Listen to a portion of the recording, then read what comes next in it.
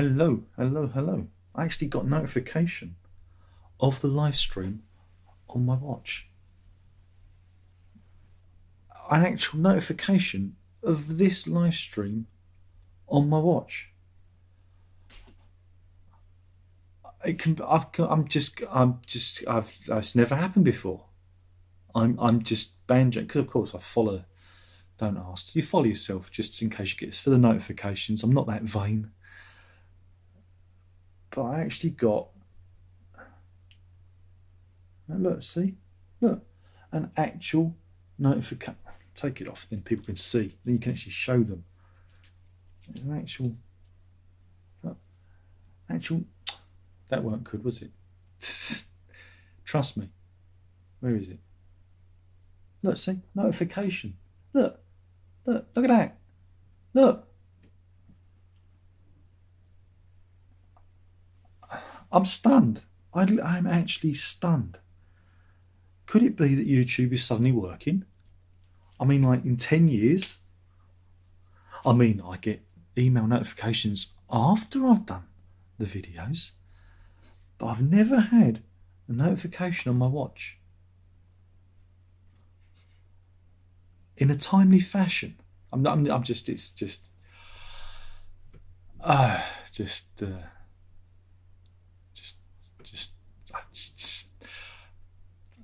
It's just, it's put me off my game now.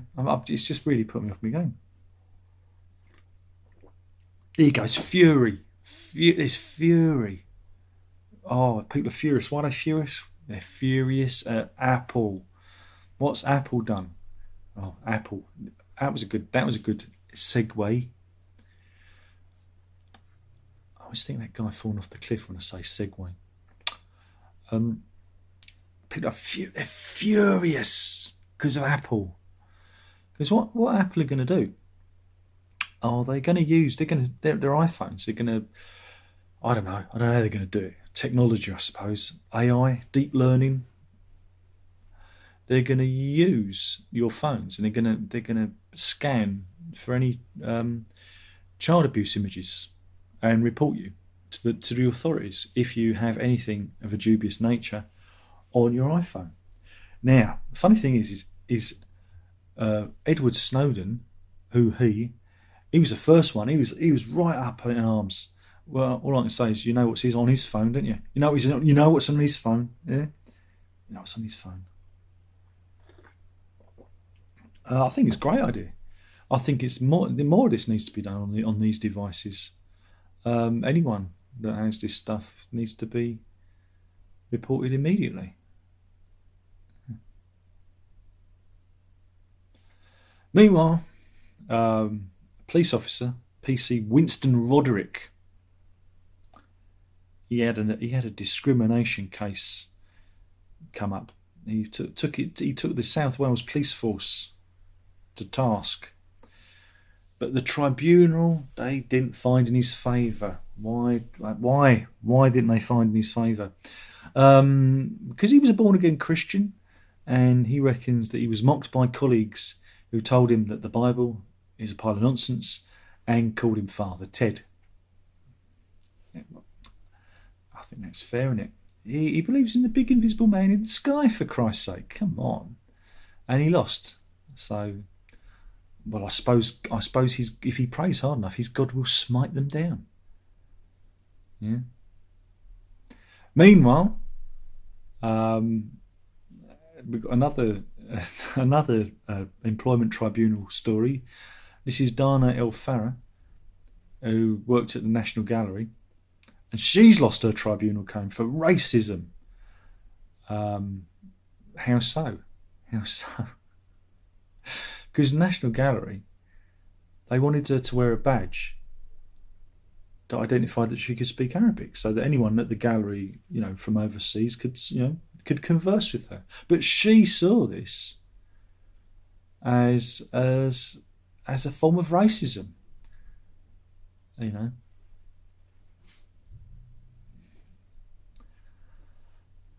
She said she saw the request as racially motivated.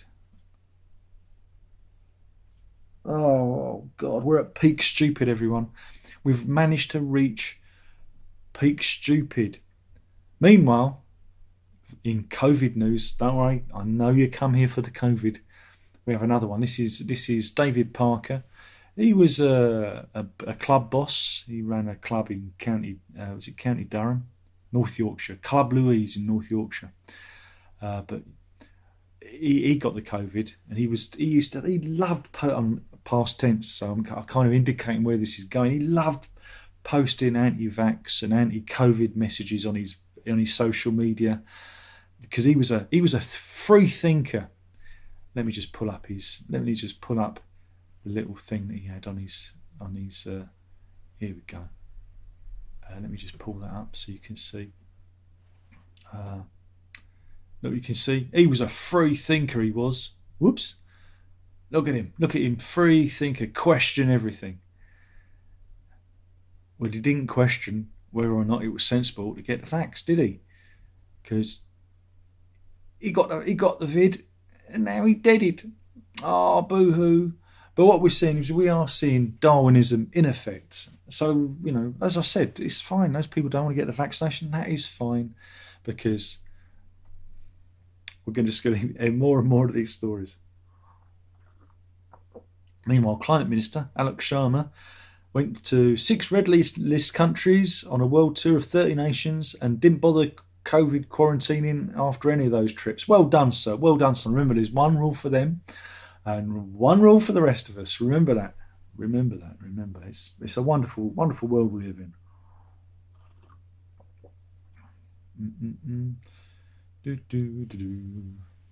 Meanwhile, in Nottingham Forest, who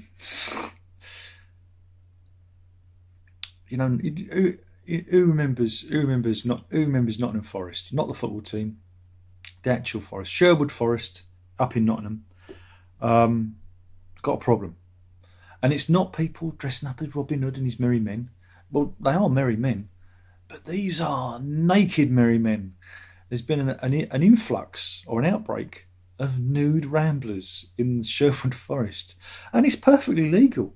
Apparently, it's fine, but it's just more. It's just more of them. Who knows? If you go down in the woods today, you're in for a big surprise. Yeah, there's a man with no trousers on, so he hasn't even got any flies. Sometimes there are groups of up to 12 men, naked men, just going for a tramp in the woods. Luckily, the tramp doesn't mind, because he's naked too. Just chilly. Meanwhile, classic sitcom comedy.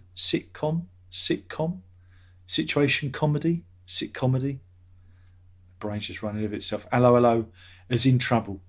Oh no, because the woke warriors are slapping a warning behind for the accents, because they do French and German accents in it. I don't know if you remember. Do you remember that? René Artois and his gang of French resistance fighters against those terrible comedy Nazis. Apparently you have to put a warning in front now, because people might get upset.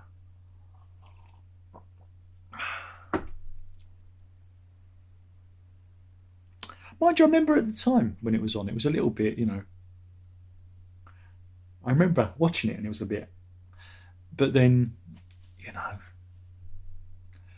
we didn't need a warning. You could just turn it over. You could just turn it off if you didn't like it. Do you remember that? Do you remember when people had like minds of their own and they didn't need warnings but in front of everything? No, just me then. Trying to find a good one. I did actually save some good ones in my file. Here we go. This is a fella. This is the story of he's a van driver, driving around Newton Aycliffe up in County Durham, and he was stopped by the police. The police, he said, he was dramatically arrested by the police because he's driving his van around at 5 a.m. in the morning, and they stopped him because they thought he was a burglar. So they stopped this van driver. Thought he was a burglar. He had the shock of his life. But it turns out he was a milkman doing his rounds, and the police, because they're probably millennials, they probably didn't realise that, in the old days. Remember in the old days when we used to have milk deliveries, electric vans. My grandfather used to do that. He was a milkman and he had an electric van. He used to take me out. I used to help. God, nothing. There was nothing more terrifying than hurtling down Hoe Street. I don't know how many miles an hour it was. No seatbelts. It's like, and it's open. The side is open. I could have just fell out under a bus. Most terrifying experience of my life. But those were the days. But yeah, they pulled him over and and questioned him because they mistook him for a burglar. Funny burglar. Yeah, look at the milk bottles on the back, mate. Look at the milk bottles. And I do have cheese and milk and sometimes some bacon for the pigs. See what I did there? I got a police joke in as well. So that was a bit of a strange story. Um, who wants a Father Christmas story? Anyone? Father Christmas? Should we do Christmas early? Just got to wait for the Daily Mail website to catch up. Come on. Come on, Daily Mail website. You can do it. Wow. This is the story of Raymond Finn. And I'm just going to pull up his photo. Let me see. We've got his photos. So I'm ever so sorry about this, but whenever I do this, my internet connection just grinds to a halt. I should really just save the pictures on my drive. It'd be a lot quicker. Oh, wait a minute. It's worked now.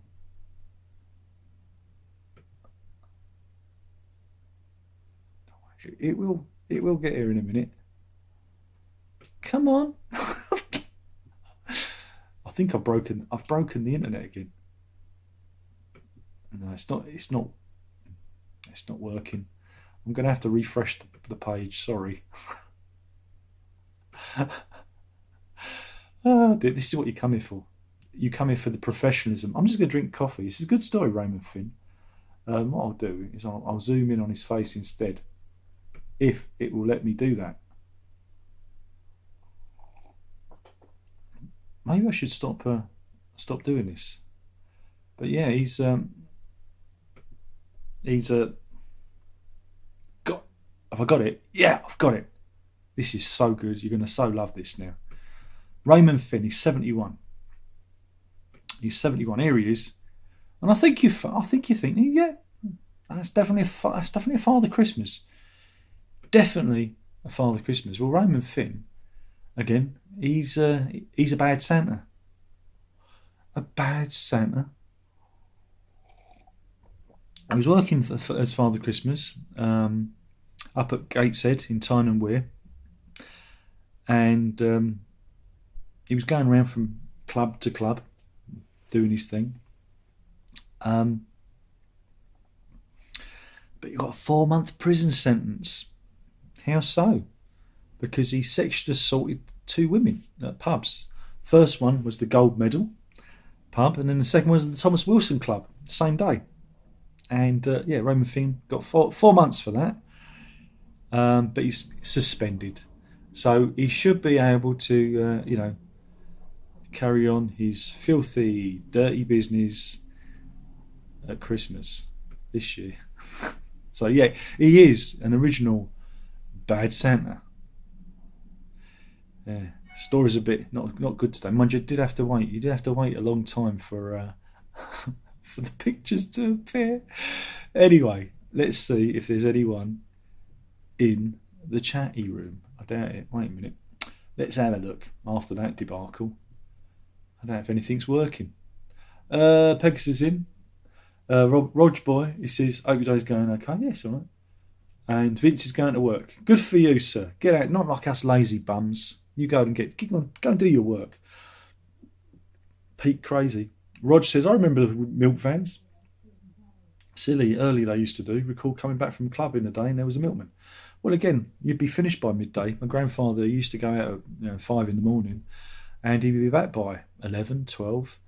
And that was it, But that was his job. And, like I said, I used to help out at Christmases and things, help go and deliver the turkeys and stuff. So, but once he came back, and the back of these things were made out of like cast iron. He was an old. I don't know where you're from, but there was Unigate, which again I've got to think got bought out by Dairy Crest, and I think it was a Dairy Crest fan he had at that point, and the back of it was kind of bent out like that, and you see it kind of look, and I'm looking at it going, oh, how the hell did you do that? Anyway, I don't know. I think there must have been a hook or something. And I said, didn't you stop? He went, no. He said, I said, and he said, I can't imagine what the other guy's car must look like. It was like the grill, like the end post, like the supporting post at the end of the van was like bent out like that, like something had hooked it. I'm surprised he didn't flip the van over. But no, he just carried on driving. That's madness. And good job there wasn't CCTV cameras and dash cams, because he would have been on Crazy When Milkmen Go Crazy, Volume 7. So no, that always tickled me. That did, and the speeds he used to drive at, because he never had a driving license. Well, he did, because I said to him, when did you get your driving license, Grandad? He said, well, I got it when I joined, in the wasn't he was in the Navy, but Navy, Army, what they used to do. He explained what they did when you signed up. They'd say, "Oh, here's a car. Drive that car to that post there," and they drive it, and they go, "Here's your license," and that's how a lot of men during wartime got a license, because they needed people to drive vehicles and that without the whole rigmarole of learning to drive, and that's how he got his driving license. He drove. But he never drove. He only drove the milk float, so that was a story. Anyway, enough of me reminiscing about my wonderful, wonderful grandfather. Good old Ken. Oh, man. Didn't say much, but when he did, you listened. He's one of those types. Thank you for watching. I know you're all loving these. The views are pouring in. But hey, it's better than those rubbish unboxings, isn't it? And cheaper to do, too. Drink it up.